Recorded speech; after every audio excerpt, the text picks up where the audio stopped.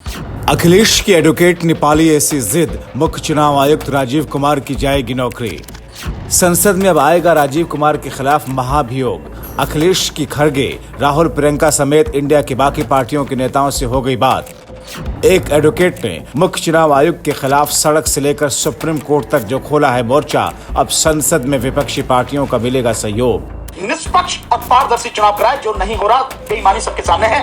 और संवैधानिक पद पर बैठा हुआ कोई व्यक्ति अगर अपने कर्तव्य का पालन नहीं करता है, उसको हटाने की प्रक्रिया है महाभियोग।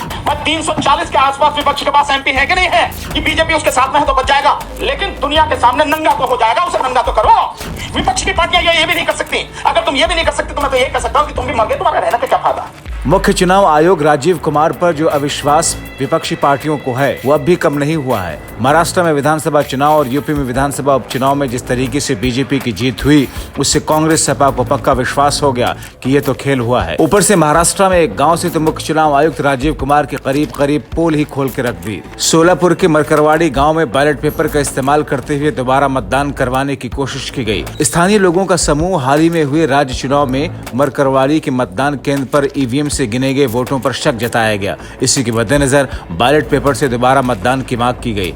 पुलिस की हस्तक्षेप के बाद इसे रोक दिया गया। मरकरवाड़ी गांव मालशिरास विधानसभा क्षेत्र में आता है, जहां शरद पवार की अगुवाई वाली एनसीपी के उम्मीदवार उत्तम जंकर ने बीजेपी के राम सतपुते को 13,147 वोटों से हराया था। स्थानीय लोगों का दावा है कि उत्तम जंकरे को मिले वोटों की संख्या कम गिनी गई और यही वजह है कि वो बैलेट पेपर से वोटिंग करा रहे हैं। यहाँ पोल खुल जाती है, ईवीएम की सच्चाई सामने आ जाती है। इससे पहले कुछ और ही हो गया, लेकिन अब सपा अध्यक्ष अखिलेश के एडवोकेट ने मन बना लिया। विपक्षी पार्टियां राजीव कुमार के खिलाफ जिस रास्ते पर चल रही हैं, उससे तो लगता है एडवोकेट ने जो सलाह दी थी उस पर अब अमल हो रहा है।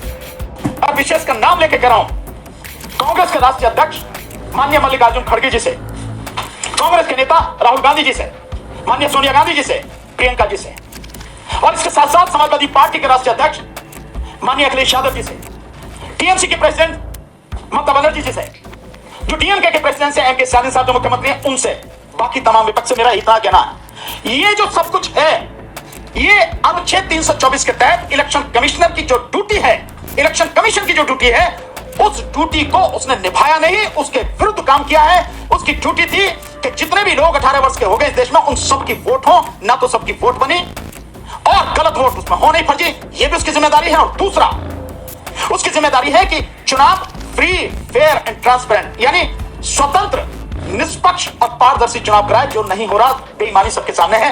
तो उसने अपने कर्तव्य का पालन नहीं किया जो संविधान के अनुसार है। और संवैधानिक पद पर बैठा हुआ कोई व्यक्ति अगर अपने कर्तव्य का पालन नहीं करता है, संविधान के विरुद्ध काम करता है, उसको हटाने की प्रक्रिया है महाभियोग। ये विपक्ष के पास इतने एमपी तो हैं ही, 340 के आसपास विपक्ष के पास एमपी है कि नहीं है। ये सारे एमपी मिलके इलेक्शन कमिश्नर के खिलाफ महाभियोग का प्रस्ताव लाए, महाभियोग का प्रस्ताव पर चर्चा कराएं, और भी कुछ नहीं होगा। मान लेते हैं कि बीजेपी उसके साथ में है तो बच जाएगा, लेकिन दुनिया के सामने नंगा तो हो जाएगा, उसे नंगा तो करो। इतना तो कर ही सकती हैं पार्टियां। विपक्ष की पार्टियां ये भी नहीं कर सकती। अगर तुम ये भी नहीं कर सकते तो मैं तो ये कह सकता हूं कि तुम भी मर गए, तुम्हारा रहने का क्या फायदा। तुम देश के लिए क्या करो, देश की जनता के लिए क्या करो। फिर तो तुम यहाँ एमएलए एमपी बनने के लिए आए हो, चांस लग जाए तो मंत्री, प्रधानमंत्री, मुख्यमंत्री ये बनने के लिए आए हो, और किसी के लिए तो नहीं आए ना। तो इतना तो कर ही सकते हो, क्योंकि ये तो एमपी ही करेंगे और इतने एमपी तुम्हारे पास है, सारे मिलकर कर सकते हो। महाभियोग का प्रस्ताव लाओ और संसद में महाभियोग पर चर्चा करो, इतना करो। और दूसरा, एक चीज और कहना चाहता हूं, मैं खड़गे साहब की बात को बड़ा करते हुए मानने कहना चाहता हूं। खड़गे साहब कह रहे हैं कि राहुल गांधी जैसा न्याय यात्रा निकाली, वैसी ही यात्रा वो ईवीएम को लेकर निकालेंगे, बैलेट पेपर से चुनाव।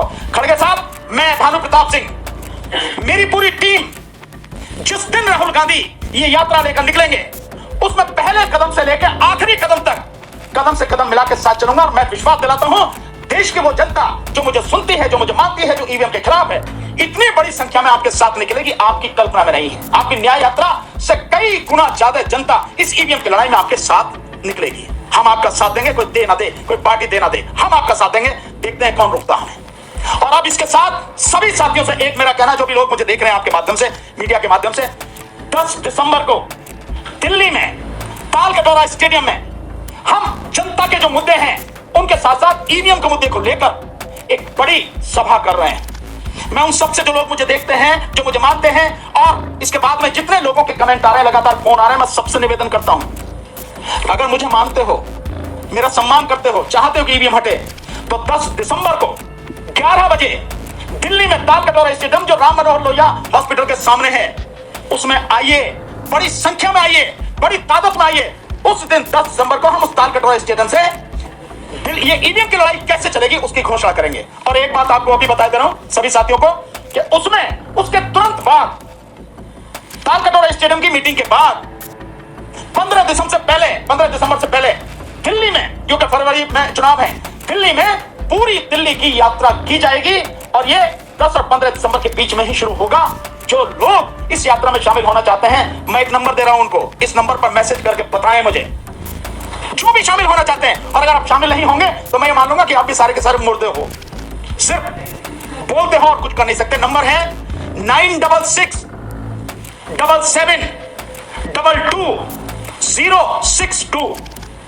दोबारा से बोल रहा हूं, 9677222062। ये वही नंबर है जो हमने उस समय जारी किया था पीछे मिस कॉल के लिए, वही नंबर है, ये मेरे पास है नंबर।